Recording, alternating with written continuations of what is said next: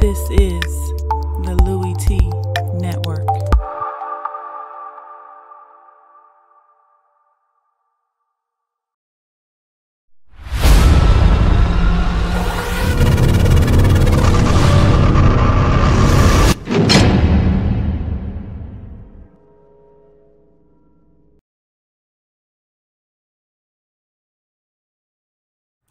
Who else could it be but me, your man, Louie T? Welcome to lockdown coverage, week number 6 in the National Football League.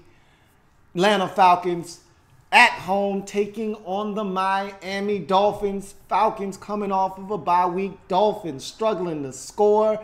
Falcons at home. This one should be easy, right? Slam dunk. Throw the oop. Put it in the hoop.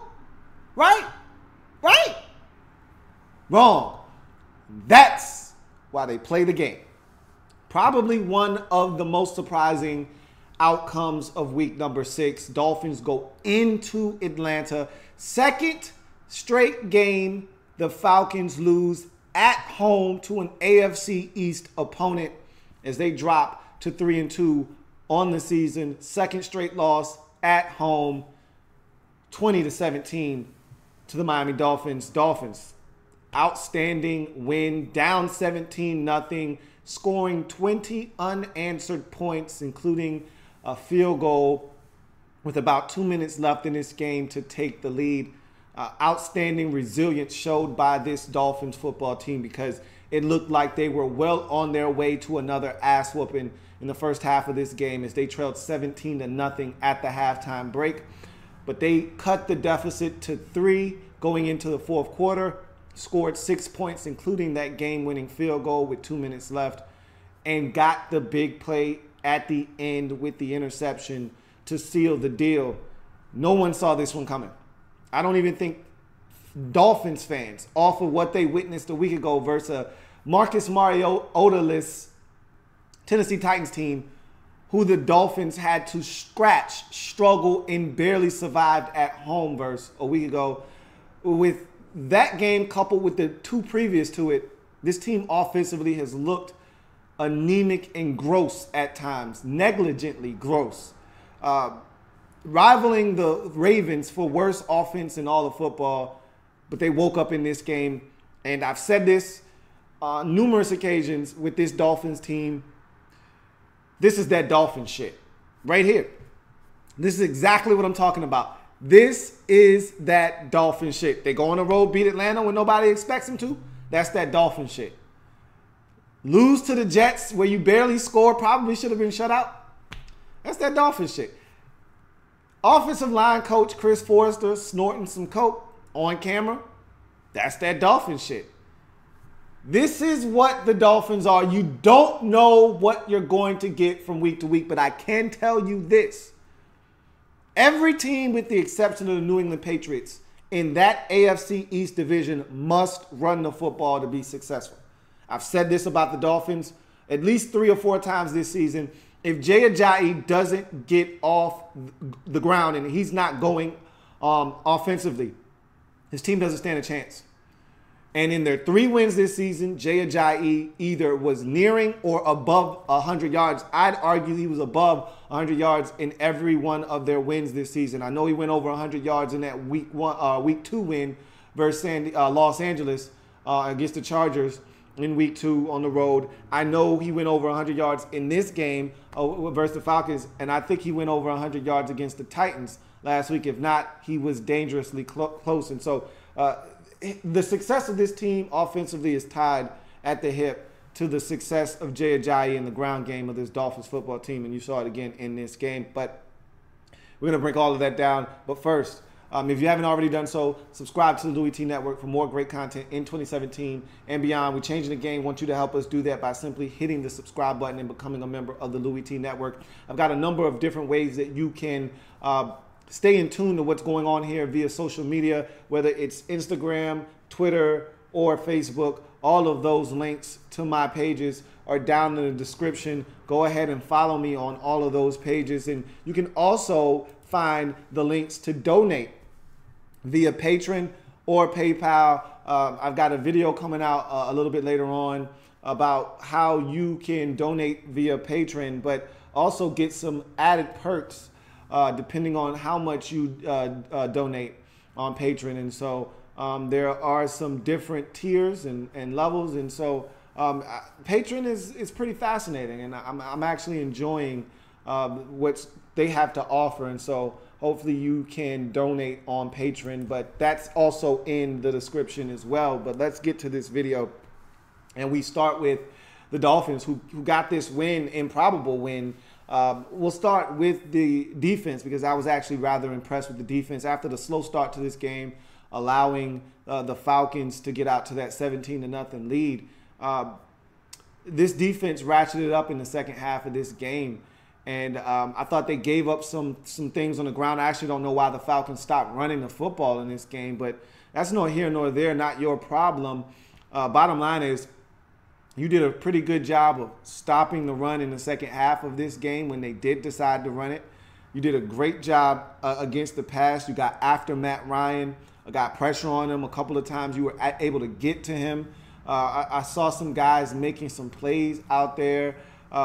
Defensively, I like the way that this secondary is shaping up. You know, the big play was made, obviously, by Rashad Jones, the interception to seal the deal on the final possession. But what about the knockaway that set that up by Cordrea Tankersley? Thought he had himself a solid ball game. You look across the field at your second-year man out of Baylor, and I thought he was very physical with Julio Jones. Picked up a PI, but I said, look, you got to be physical with Julio Jones. You're not going to go over there and pussyfoot around with Julio Jones. You're not going to play pitter-pat. He will rough you up out there. He's a big guy, and he knows how to use his body and his strength to get open. And so I was happy to see him over there wrestling and being physical. And so all of a sudden now, this Dolphins secondary, which used to be a big detriment to this team, starting to play a lot better with more confidence. And so you look at this Dolphins secondary, I think this defense is better with Timmons in the middle. And you saw him running around, making plays, being physical, being the leader of this defense, which they need him to be. And then you look up front and you start to see some of those guys coming along, led by Cameron Wake, among others. And all of a sudden now you see some of the young guys getting opportunities to play and making some plays. The Dolphins defensively, I thought they did some good things, especially in the second half of this game. Hats off to them for being physical with the Falcons. This was a very testy game. A lot of penalties, a lot of unsportsmanlike conducts, a lot of personal fouls. We'll get to that, especially when we get to the Atlanta Falcons. But bottom line is, you matched their level of physicality with a level of physicality that exceeded theirs in this game.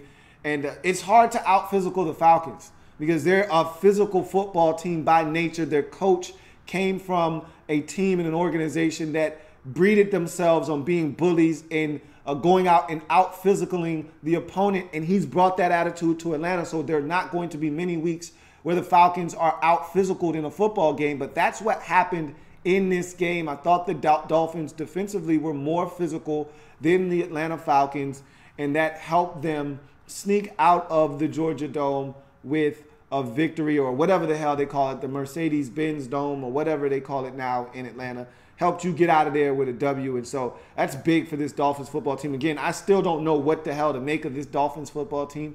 It's wins like this that'll probably have the Dolphins at 9-7 at the end of the season, threatening to make the postseason, but again, I still don't know what to make of this Dolphins football team. After 5 games, I still don't know what this Dolphins team is. I do know one thing for sure. I know this is a fact. They have to run to be successful, which is a perfect segue to the offense, which they found. It's crazy because the 17-0 deficit at halftime was pretty deceptive. If you watch this game, you know that the Dolphins actually moved the football in the first half.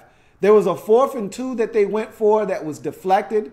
They had another situation where they went down the field and Jay Cutler threw a pick to Deion Jones. It was a great play by Deion Jones. Ball was slightly thrown behind the receiver, and Deion Jones got his head around in coverage and was able to make a diving interception. But they moved the football. They were deep in Falcons territory on at least 2 occasions in this football game and came away with nothing. So despite being down 17-0, you said to yourself, watching the first half, if they could just somehow stop the Falcons offensively, which it didn't look like they were going to be able to do enough to win this game already trailing 17-0. But if they could find a way to generate some turnovers, maybe slow that Falcons offense down and just stop turning over and making mistakes themselves, they had a shot in this game. And in the second half, they continued to move the football. And this time, they were able to get into the end zone, make some plays. And I thought Jay Cutler was solid in this game.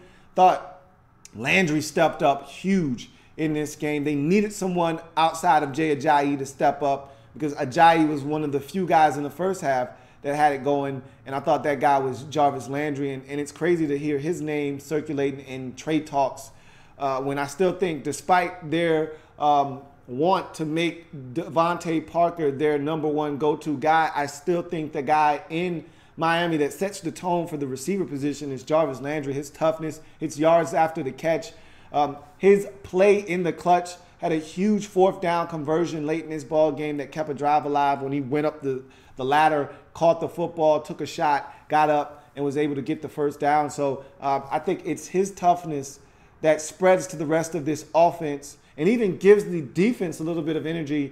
I think he's a huge part of what they do, and I thought he was phenomenal in this game. They spread the football around. This team is much better when everyone's getting touches. They still need to get Juice more involved in the offense, I feel, at the tight end position. But nonetheless, the running game is the key to what the Dolphins do. And when Jay Ajayi has it going like he did in this game, they're a tough team to deal with because it then allows them to control pace, control tempo. It doesn't force Jay Cutler to have to throw it 35 or 40 times, which that's a death sentence for this Miami Dolphins football team when Jay Cutler has to throw it like he did a couple of weeks ago where he turned it over a ton of times. You don't want Jay Cutler throwing it 35, 40 times. Hell, if you can help it, you want Jay Cutler under 30 attempts. And Jay Ajayi running the football as effectively as he did in this game allows you to minimize the amount of mistakes that Cutler can make at the quarterback position, and it gives you an opportunity to win the football game. And that's what you were able to do. Your guys kept their composure. Your guys were physical, but without crossing the line. The Falcons couldn't keep their head in this game, and they lost this football game. And the Dolphins, I thought, did some really good things. They tried to give it up late. This defense tried to give it up late, but they made the play at the end when it had to be made to secure the victory. And that's big. That's big time for this Dolphins football team because a lot of people were questioning this Dolphins team as to how good are they? Was the off-the-field issues going to seep onto the field and really distract these players? And it looked like the first half was a key indication that, yeah, it is affecting these players. And no, this isn't a good Dolphins football team. But in typical Dolphins fashion, just when you think you know, you have no idea. They come out, scored 20 unanswered points in the second half, and still won from the Atlanta Falcons 20-17. You go to the Falcons side of things, and this was such a disappointing effort, especially in the second half. And I don't even know this team right now that I'm watching in Atlanta because everything that they stood for at the beginning of this season, everything that I thought embodied Atlanta Falcons football, I didn't see that in this game. I saw a team that was soft up the middle, that allowed Jay Ajayi to gash them. I saw a team that wasn't the most physical team on the football field, which I feel like physical and Atlanta Falcons football are synonymous with one another, especially on the defensive side of football. They're not the biggest group, but they're fast and they're physical and they fly around to the football. I didn't see that necessarily in this game, especially in the second half. And I saw a team that was undisciplined. That was probably the most disconcerting thing that I saw, was a team that was undisciplined. And they had a number of penalties that hurt them big time in this game. A pass interference penalty down the field that helped the Dolphins score a touchdown late in this ball game. You had a personal foul penalty that kept a drive alive, a stupid, senseless penalty that kept a drive alive, hitting Jay Cutler late after a play, and they were going to have to punt the football. Just stupid, senseless a mistake. Might have even been an interception on the play, if I'm not mistaken, thrown by Cutler that was negated because of a personal foul penalty, which was dumb. And it was, as a matter of fact, because there were two penalties on the Falcons on that play, a block in the back in addition to personal foul. But the block in the back would have been fine. It would have been Falcons football. Instead, you give them back the rock and some great field position with that 15 yards that helped them score more points. There were a number of different instances where Tack McKinley picks up a personal foul penalty. This team was just out of sorts. They weren't disciplined. This is not the Falcons team that I'm accustomed to seeing. I don't know who I was watching in this game. The lack of commitment to the run. You're having success. Devontae Freeman had 48 yards, I believe, 68 yards on just 9 carries. There were times where he was looking good. Now, Tevin Coleman had little to no success in this game on the ground, but Freeman was having a little bit of success, did have a couple of big runs, did have that one big run that probably made his numbers look a lot better than what they were, but you didn't even give him a chance to get lathered up in this game, which, again, this is another byproduct of not having Kyle Shanahan. 9 carries, 68 yards for Freeman. And yes, there was about a 35, 36-yard run in there at one point, but it doesn't matter, okay? This guy needs to touch the football more. You need to run the football more. This team doesn't have the same balance that they had a season ago. And it's games like that, this one here, that shows that, because you were up 17-0. And yeah, look, we don't need to revisit the Super Bowl, but this team has lost big games when they don't run the football. We can go all the way back to 2012 when you blew it against the 49ers in the NFC Championship game, when you were up big in that game and you didn't know how to run the football. And Michael Turner was on his last legs of his career. You can fast forward to the Super Bowl if you like and go back and revisit that whole scenario and that whole debacle and meltdown. And then a game like today where you just refuse to run the football and stay balanced. And in the second half, you gave the Dolphins ample opportunities to possess the football and score the requisite amount of points to take the lead and ultimately beat you in this game. No excuses, though, from this Falcons football team defensively. You made some plays, but you were so boneheaded on defense that you negated some of those plays. You almost had an interception. And on that same play, there was a pass interference on the offense. And yet, there was also roughing the passer, so that negated the pass interference that allowed the Dolphins to keep that possession alive. There's a possession late in the ball game where you've got the Dolphins right where you want them. They're going to have to attempt a long field goal on a 3rd down. You allowed Jarvis Landry to pick up an extra 2 yards and the 1st down, which allows them to then burn off an additional minute and 30 seconds, which you could have used late in this ball game. Again, time was not a factor when you threw that interception. But again, it's just the little things defensively. I talked about the roughing the passer on an interception that was huge, that changed the momentum of the game, because that interception would have given you back the football with the lead still, or at least ball game tied, one or the other.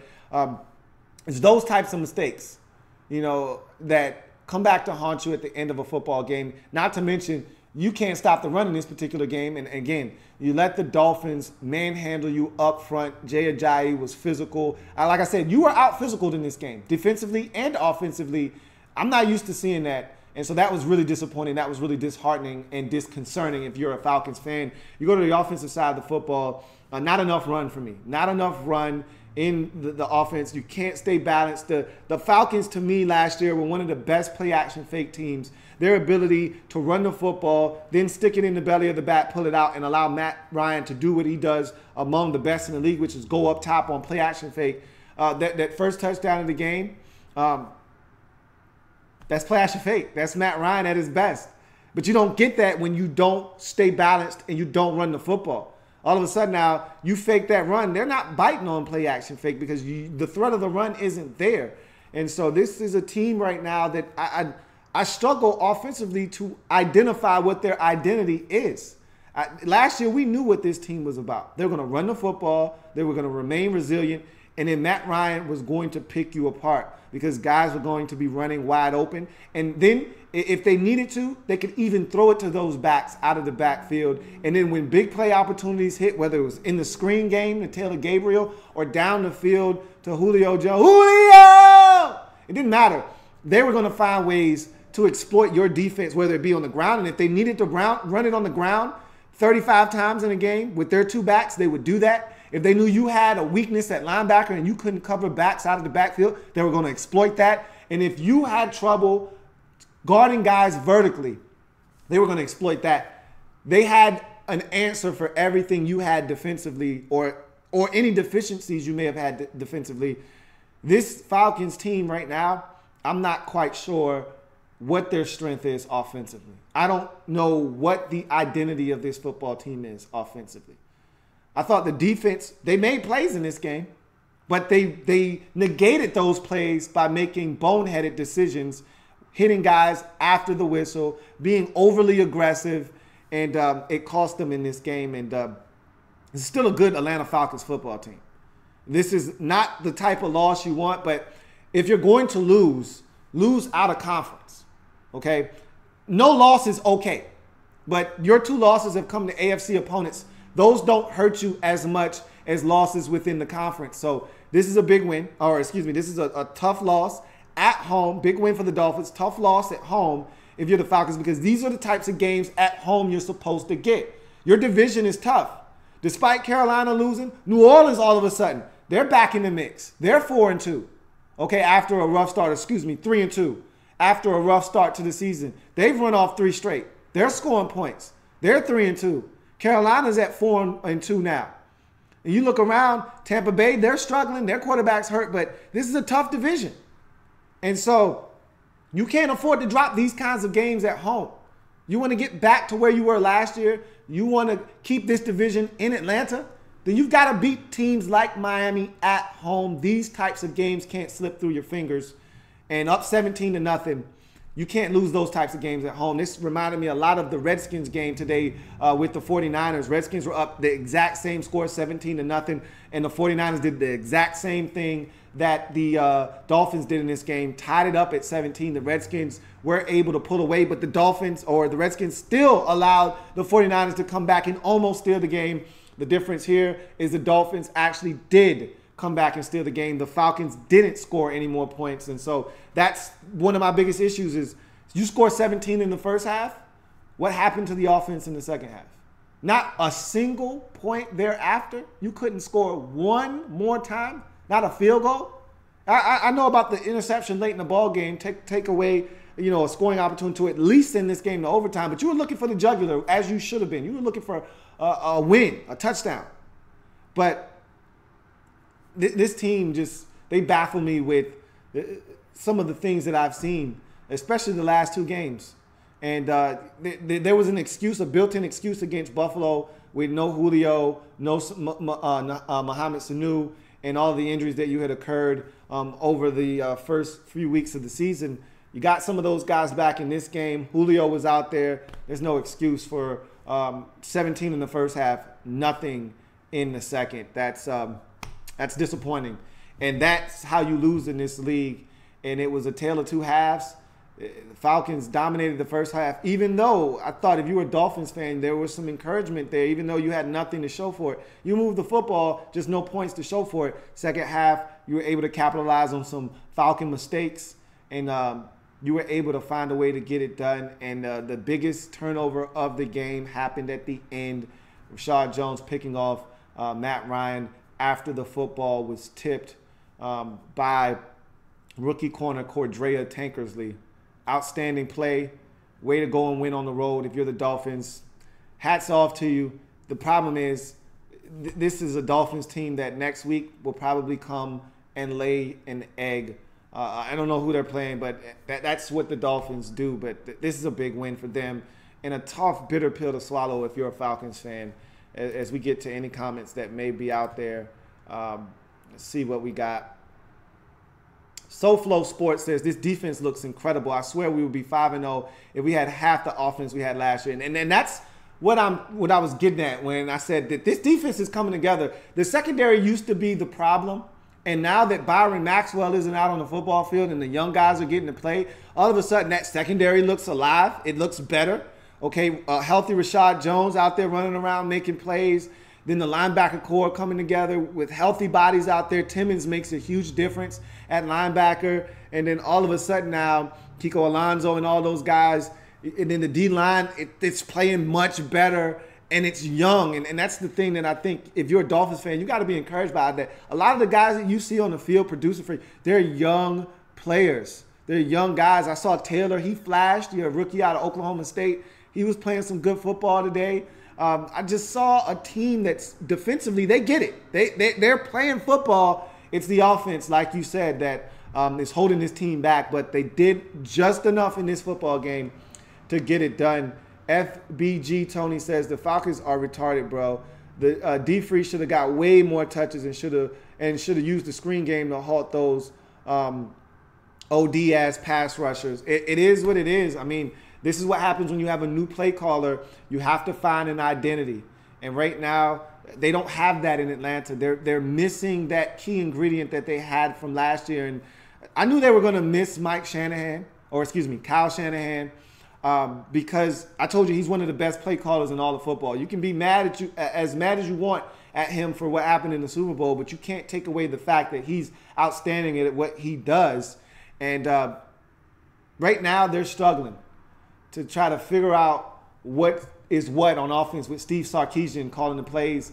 From week to week, I really don't know what I'm going to get out of this Falcons football team, and that's frustrating because they have enough talent to get it done on that side of the football.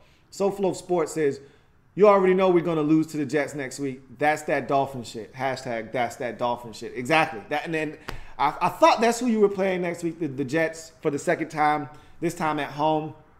But the Jets should be done winning for a while. So you should be able to get that one at the crib. But like I said, like you just said, and you're a Dolphins fan and you know this better than I do, next week would be the perfect example of some Dolphin shit.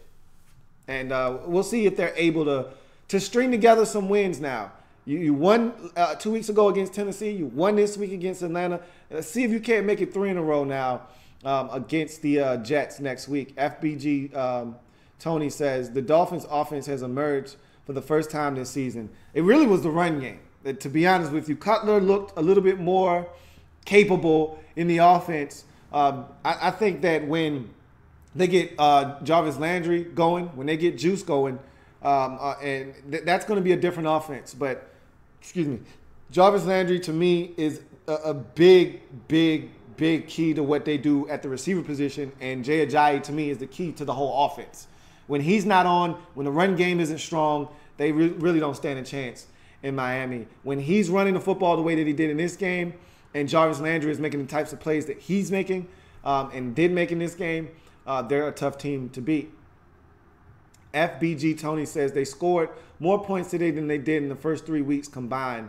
Laughing my ass off. They scored like 17 in week 1 versus the Los Angeles Chargers. Stop your nonsense, man. Chill. But then again, I'm thinking they got 6 the week after that. Okay, no, I don't think they got shut out in any game. Did they get shut out against the Saints? Anyway, they still wasn't more than the first 3 weeks. So, whatever. FBG Tony says, Falcons low-key look shaky as F. He said, they look vulnerable as a mother effer, and the Eagles are the class of the NFC. I hope the Skins upset them on Monday Night Football. I said that last week, and Falcons fans didn't want to hear that. I said Green Bay and Philadelphia look like the class of the NFC right now. And with Aaron Rodgers going down for the season to a broken collarbone, that leaves the NFC wide open for anybody. And if you're a Falcons fan, despite this loss, you got to think to yourself, look, the path to back to the Super Bowl just got a lot clearer with Aaron Rodgers out of the way. They got to clean up some messes that they have in Atlanta, but they're going to be fine. That's a good football team in Atlanta. A lot of teams looking around like, hey, we got a shot now. Aaron Rodgers is down. The Eagles got a young quarterback that's never been to the postseason. There's no way. There's a lot of opportunity in the NFC right now. Beyond the Benches says, Landry player of the game, right? I'd say he made the most clutch plays for the Dolphins in this game. You know, the 4th and 2 grab or 4th and 6 grab over the middle of the field when they had to have it. A big 3rd down conversion late in the game that got them even closer in the field goal range and allowed them to eat up another minute and 30 seconds off the clock. He had the touchdown grab on a nice little design play where he goes into motion, comes back around quickly. Nobody picked him up. Cutler drops it off to him in the flats, and he walks into the end zone. But Jay Ajayi, for me, is what makes this engine go offensively. So if there was a player of the game, it would be Ajayi for me. But Landry would be a close second offensively for this Dolphins football team. Flow Sports says, don't you think it's weird that our offense did better without Parker and Pouncey? Weird, yes, but those are good football players. So I'm not saying, oh, well, is it a coincidence? Yeah, I think it's a coincidence. I don't think this is something that you say, hey, maybe Pouncey doesn't need to play. Maybe Parker doesn't need to play. Parker makes a difference. And I think once this offense continues to grow and they figure out a niche, I think that's been the biggest issue offensively is Jay Cutler came along late. That hurts you. But also, I don't think they've carved out niches for everyone. There's so much talent on the offensive side of the football for this Dolphins football team that I don't think they've carved out niches for guys. Look, everyone can't be the number one guy. Everyone can't be running the same routes. Jarvis Landry is better underneath. That's what he does. He gets yards after the catch. He's tough. He can run every route over the middle of the field. He's willing to take the shots. He's willing to get the yards after contact. That's his job. That's his niche. Carve that niche out for him. Have him do the dirty work. Have him run those types of routes. Have Parker be more of your vertical guy, the guy that'll go up and climb the ladder in double coverage, or the guy that'll win a one-on-one 50-50 ball. Carve out specific niches for these guys. Stop having everybody doing some of the same things. That's, I think, the biggest issue in Miami. And you saw Jarvis Landry working underneath, doing the dirty work, as he does so fluently for this Dolphins football team. And Pouncey, he's just injured so often for me that sometimes it is what it is. You just get used to guys not being in the lineup, if that makes any sense. Disco Jump Rope says, I don't know what to... He says, I don't know what to make of the Falcons, man. They're always hurting me in easier games like this. That's the difference between this team this year and the team last year. Is the team last year, they didn't have these kinds of hiccups against lesser opponents. Not at home, at least. You know, last year you could argue the Eagles weren't a good team, and you went on the road and you had a really lackluster performance against them on the road. But the Eagles weren't garbage. They just weren't ready to take that next step. But it was on the road. At home, last year, you were disposing of teams like this. There was no way the Dolphins, nor the Bills, for that matter, 2 weeks ago, would have come into your house and gotten a W. You just weren't going to have that happen. This team was too explosive and dynamic offensively to allow those things to happen. They're going through a little bit of that transitional phase and period where they're trying to figure out some things. Yeah, you got some injuries, but everybody's got injuries. That's not an excuse. You got to figure out what this team is identity-wise offensively, and I think that's what they're still trying to figure out. SoFlo Sports says, I think Adam Gase low-key, y'all stop, snorts lines with Chris Forrester and Jay Cutler late night before they snuggle up, because he won't admit that Jay Cutler's garbage. I was going to say what other recourse does he have, but he's got Matt Moore. I just think he trusts Cutler more. He's been with Cutler longer. He knows that Cutler understands the offense, and so it is what it is. K. Michael says, I knew the absence of Kyle Shanahan was going to affect the offense, but not this bad. They could easily be 2-3 if not for a Howard drop pass in the end zone. I've been telling Falcons fans you could easily be 2-3 right now. Hell, you could be 1-4. And I was telling everybody you could have been 1-4 right now. And I was saying 1-3 because this game hadn't been played yet. But I was saying 1-3 because remember the Lions game came down to a overturned touchdown. If that's a touchdown, you lose that football game as well. If, like you said, if Jordan Howard doesn't drop the touchdown in week 1, that's a loss too. So this team easily could be 1-4 right now. So count your blessings that you're 3-2 if you're the Atlanta Falcons.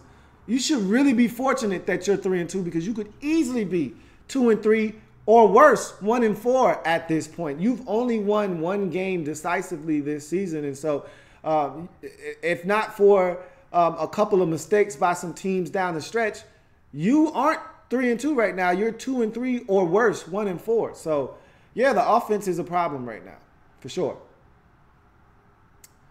Jay Orion says, how in the hell do Miami Dolphins with Jay Cutler are 3-2?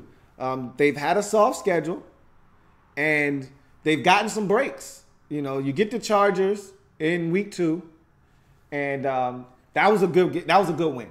That was a tough, hard-fought win. They gutted it out. They got it done. You get the You get the and I think the field goal kicker for the Chargers might have missed the kick in that game, but it doesn't matter. Caught a break there, you get the win, so be it. The Titans game last week, if Mariota plays, you lose that game. So you caught a break, and that's how this league works. Sometimes it's all about just catching a team at the right time. You caught the Titans at a time where there was no Marcus Mariota. You get yourself an ugly win, but it's a win nonetheless. And then now you look up this week, Falcons can't stop the run. Falcons self-destruct with penalties and a timely turnover, and boom, you get yourself a win. So that's how you're 3-2. FBG Tony says, who's the real Miami Dolphins? Can they please stand up? That's the million-dollar question that there's really no answer to. My man SoFlo Sports says, next week they probably will lose to the Jets. I don't think they're going to lose that game, but if they do, I wouldn't even bat an eye. I wouldn't be surprised one bit, because that's what the Dolphins are as a football team. They're inconsistent as hell. But in any event, that's going to do it for your man Louie T. Dolphins on the road, 20 unanswered points to rally back and steal a victory from the Falcons in a game that they were down 17-0 at halftime and 20-17. Big play at the end of this game. Falcons threatening to go and take the lead and win this game, but at least at worst have a field goal opportunity with Mr. Automatic, Matt Bryant, and they take that ball away late with a Cordrea Tankersley deflection that goes into the hands of Rashad Jones to seal the deal at 20-17. Both teams lead the game at 3-2. Big win for the Dolphins. Very disappointing outcome for the Atlanta Falcons. 2 straight losses at home to AFC East opponents for the Falcons. Coming off the bye, you would have hoped to have gotten a win here and a better showing. Started out well, didn't end the same way. And so now back to the drawing board, see if you can't get a win next week. If I'm not mistaken, I don't know who you got next week. I'm not going to even sit here and try to act like I do know who you have next week. But this one stings if you're a Falcons fan, for sure. It's going to do it for your man Louie T here on Lockdown Coverage. If it happens in the National Football League, whether big or small, we cover it all here on the Louie T Network. I've got many more breakdowns coming your way, but first we're going to knock down that Sunday night game. Who knew?